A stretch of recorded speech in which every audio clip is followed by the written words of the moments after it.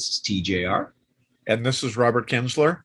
And welcome to The News. This is the weekly show where Robert and I discuss the music news headlines and new music releases that have grabbed our interest and that we want to share with you.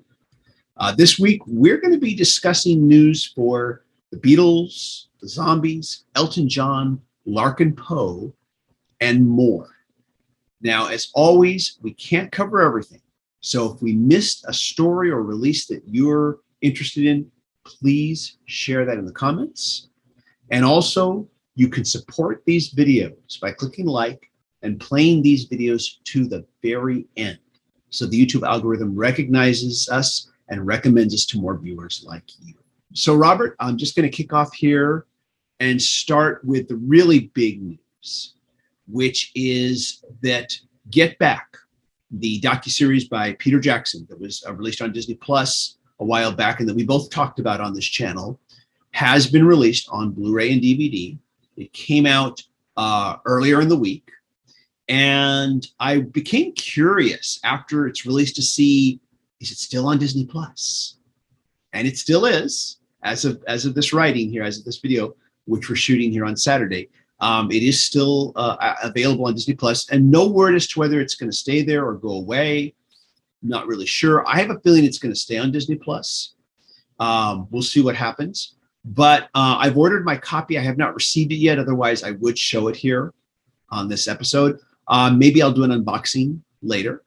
But it is out now. And so just a few words about it.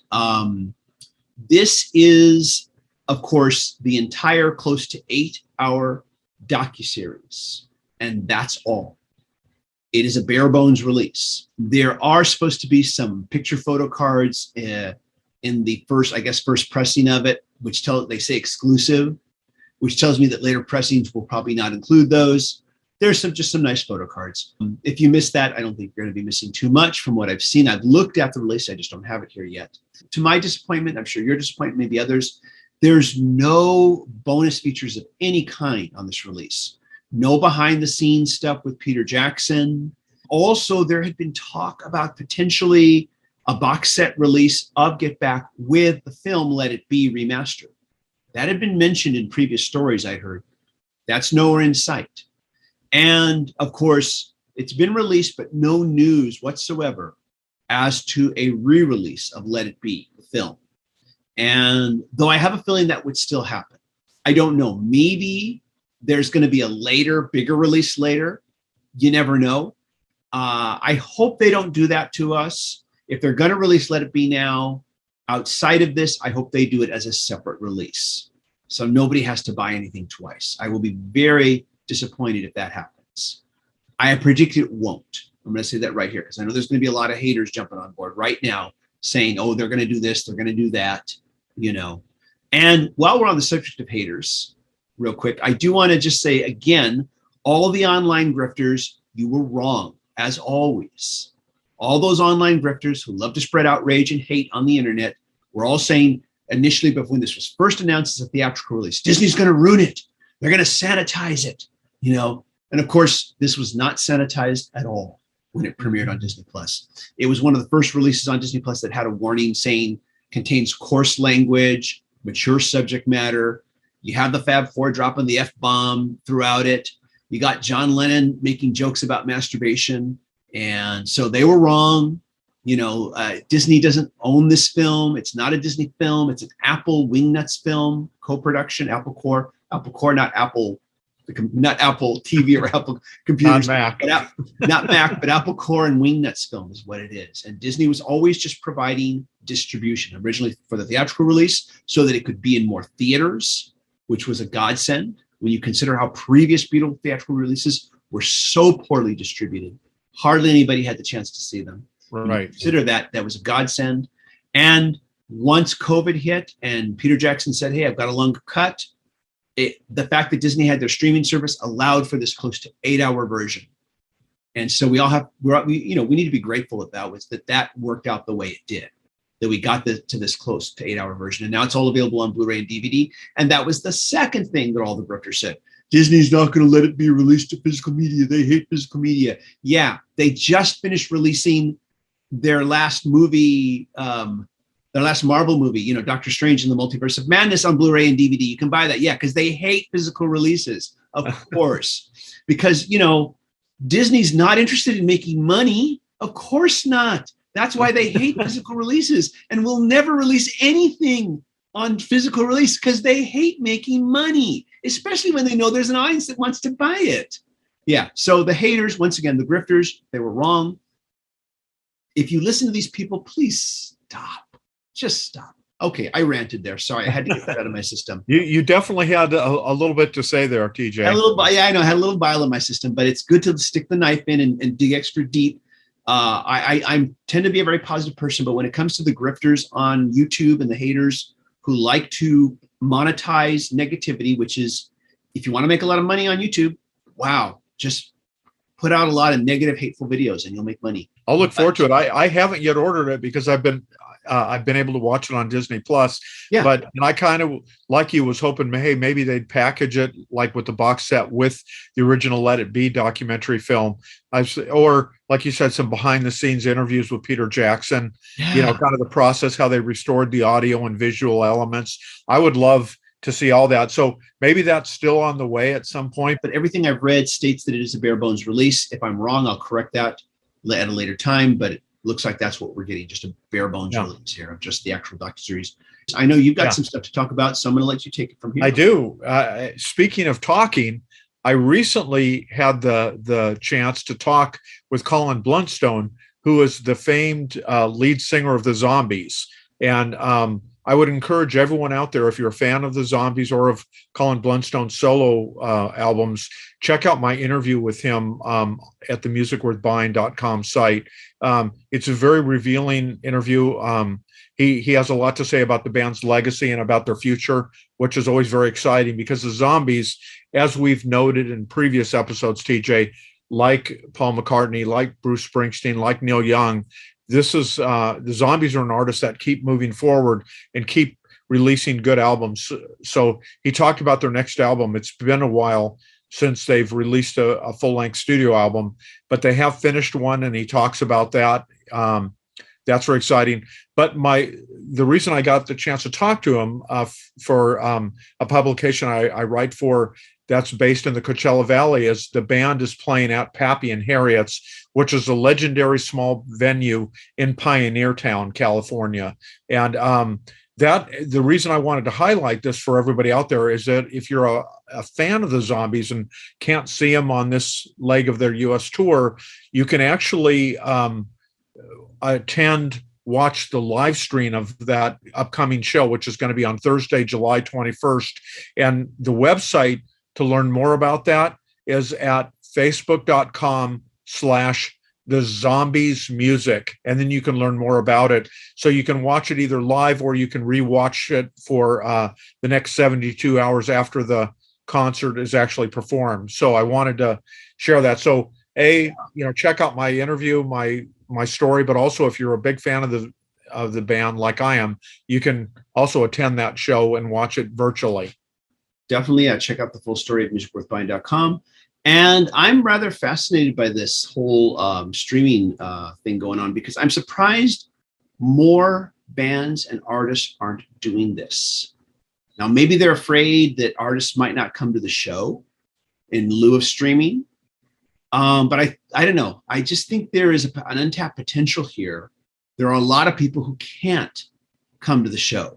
Exactly. And TJ, the situation is a lot of these artists, and I can't say this with certainty in front of me, but especially some of the bigger artists, they don't hit some of the smaller markets.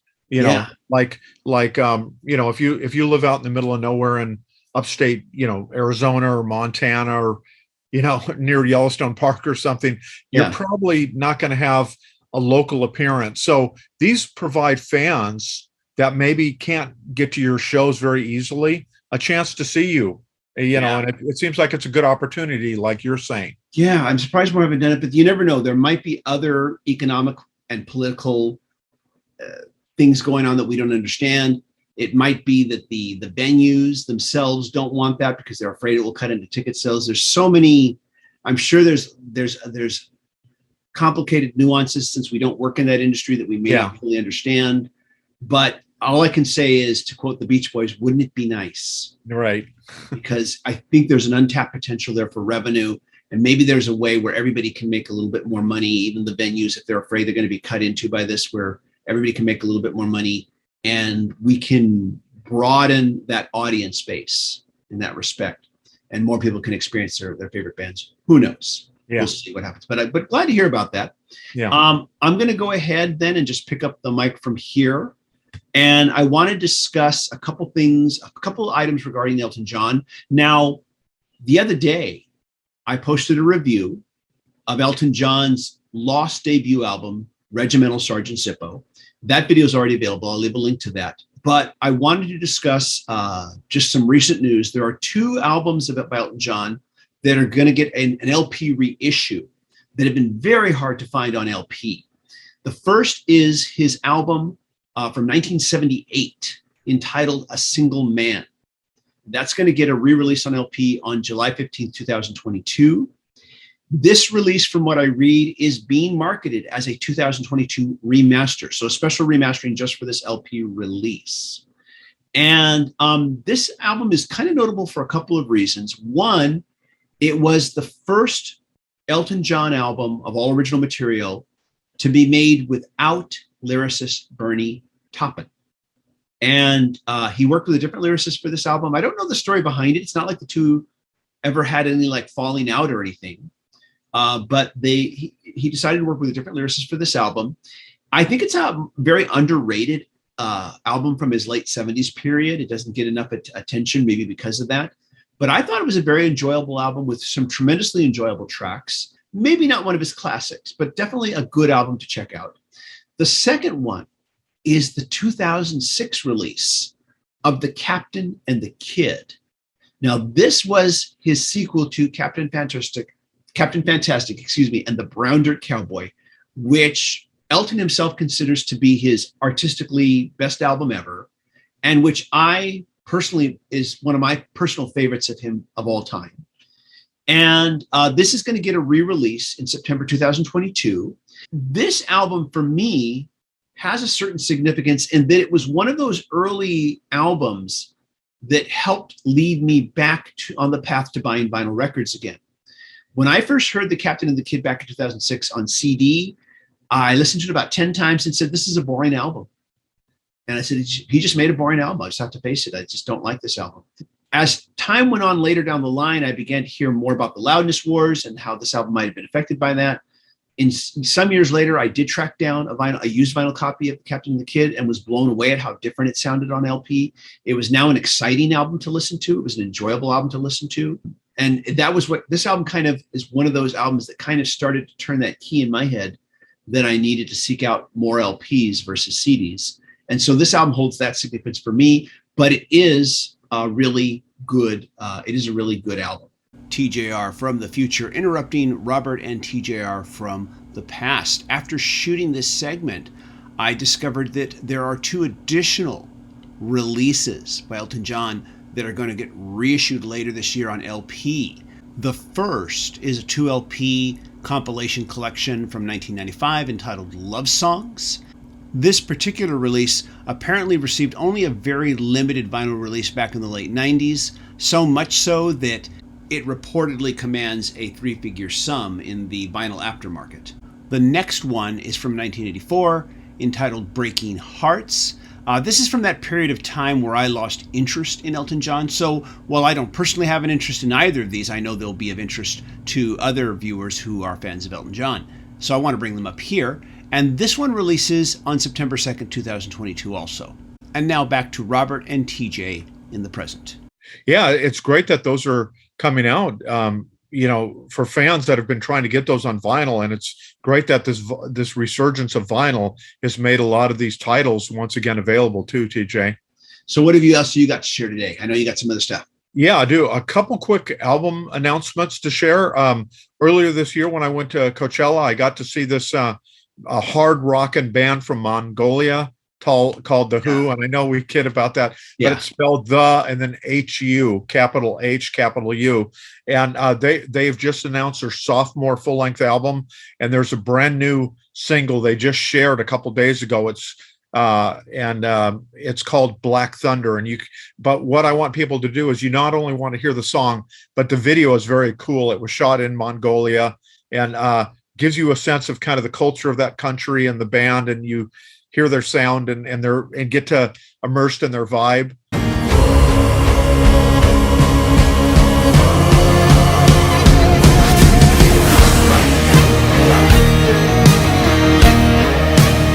Now, the name of that new album is called Rumble of Thunder, and it's coming out on September 2nd. So that's coming up very shortly here, not just over a month from now. God gave Mama a singing voice. Mama passed it down to me. The other album I want to talk about very quickly is Larkin Poe, and their upcoming album is called Blood Harmony, and the title track was released again via on streaming services, but also via a very great music video. And they're the sister duo out of Georgia, have kind of a return to Southern rock with a lot of blues in the mix, and just a great duo and a very good soulful track, which leads me to believe that it's going to be a very good album. Now, their album is coming out on Friday, November 11th. So if you want to hear some new music from Larkin Poe, definitely check that out on your favorite streaming service, or you can see the music video on YouTube. I've only recently become acquainted with them, and yeah, they've got a great blues sound to them.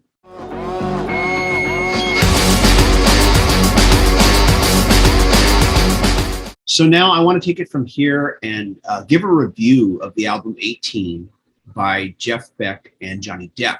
Now, last week, I talked about their advanced single for the album, a cover by the band Killing Joke entitled Death and Resurrection. Well, to give you an idea of how long it's been in the making, the album's first advanced single was released in 2020, and that was a cover of the John Lennon song Isolation. So this has been percolating for a while, but the album finally dropped this Friday, and I listened to it. And I have to admit, this was a really enjoyable album, and I think a lot more enjoyable than any of us really have any right to expect. It features 2 original songs by Johnny Depp. This includes, of course, the advanced single entitled This Is a Song for Miss Hedy Lamarr, which is a really great track, actually, a very classic rock sounding track. The rest of the album's 13 tracks are all covers, some of them well known, some of them obscure. 2 of them, Don't Talk, Put Your Head on My Shoulder, and Caroline No, are Beach Boys covers, and they are done as instrumentals. There are 3 tracks on this album that are completely instrumental. And there's a cover of What's Going On by Marvin Gaye that is half instrumental and then half with vocal, which is kind of weird. But once again, one of the key things about this album is Jeff Beck's expressive guitar work. And on these instrumentals is where you hear his expression just really come through in how he covers the vocal line melodies with his guitar. He doesn't just play them. It's hard to put into words, but he just is so expressive, playing a simple vocal melody. It's beautiful to listen to. So there's that. And when it's not instrumental, which is the majority of the tracks, Johnny Depp handles all the lead vocals. He does a good job. He also moves back and forth between playing rhythm guitar, bass guitar. He even plays drums on one track, which is their cover of the song Venus and Furs by the Velvet Underground, which their version has very strong Pink Floyd overtones to it, in my opinion. It's a great version. There's another surprising cover of the Smokey Robinson classic entitled Ooh, Baby, Baby. And I have to give Johnny Depp credit here because he sings mostly in a lower register on this album. But on this one track, he goes for that falsetto, in the style of Smokey Robinson. He does a really good job with it. In fact, as I listened to it, I thought, is that Johnny Depp on the lead vocal there? And I checked the credits. Yeah, it was. He was doing the lead vocal. So got to give them credit there. I used to cover that song in my my acoustic cover gig days when I used to play like 4 or 5 nights a week. And yeah, that was always a real hard part, was getting those high falsetto vocals, especially on the chorus. So yeah, kudos on that. Now, just a little bit of background about why this project happened, how it happened. Apparently, the genesis of this album occurred organically back in 2016 when both of these two men bonded as friends over their mutual love of both guitars and cars. And as they began to record with each other, they both kept suggesting songs to each other that took them out of their comfort zone. And the title 18 comes from the fact that as they were working on this, they both would constantly joke with each other that this project makes them feel like they're 18 again. And I definitely found this to be an enjoyable album. Definitely worth streaming. If nothing else, I recommend that you at least go out and stream it. And not just you, but everybody watching, and possibly might want to consider picking up as well. TJ, thanks for the compelling review on that. I definitely plan to give that a listen and possibly review it in my column. It sounds really interesting and like well done. And Jeff Beck's, what a phenomenal guitar player. I don't know a lot about Johnny Depp outside of his work in television and film. Yeah. But I'm telling you, Jeff Beck, yeah, he's one of the all-time great guitar players, no doubt. Very groundbreaking artist, and look forward to checking that out. And he still plays fantastically. Yeah. Walking down the street, I got them tired of watching TV blues.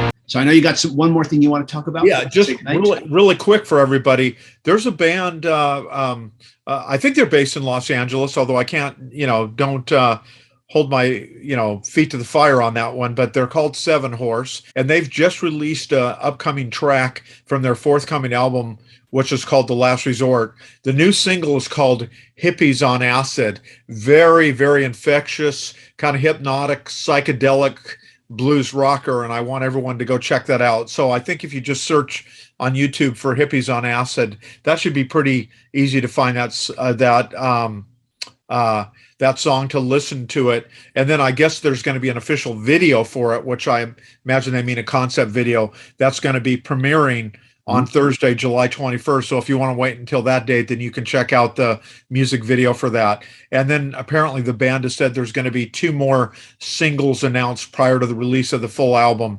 And they haven't yet said when the album's going to be released yet, but I'm definitely looking forward to that and wanted to give it a little bit of a shout out here. You don't have to tell me twice, because I'm going to go right out and check it out, because I really like Seven Horse. You introduced me to them years ago. And we reviewed one of their albums on the Music Worth Buying show when we used to do that.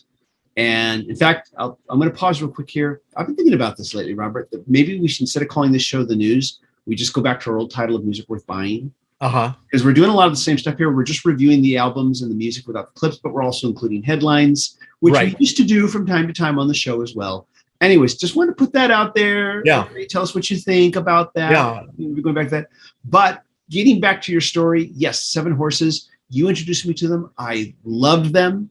I think they're at times very Zeppelin-esque. Very, yeah. Yeah. There's just that spacey, bluesy vibe to them that just makes you think of Zeppelin. And kind of like Zeppelin, they get into these deep grooves. Yes. And the grooves have their own power outside of like lead solos and melodic lines. And that's a very special thing when a band can do that, So very cool. A band definitely deserving of more attention. So yes, after we're done with this, I'm going to go check that out, and I will check out the video once that's available too. I'll experience both the audio with my own imagination and of course, seeing the pre-prepared visuals too. That's right. Hear it both ways.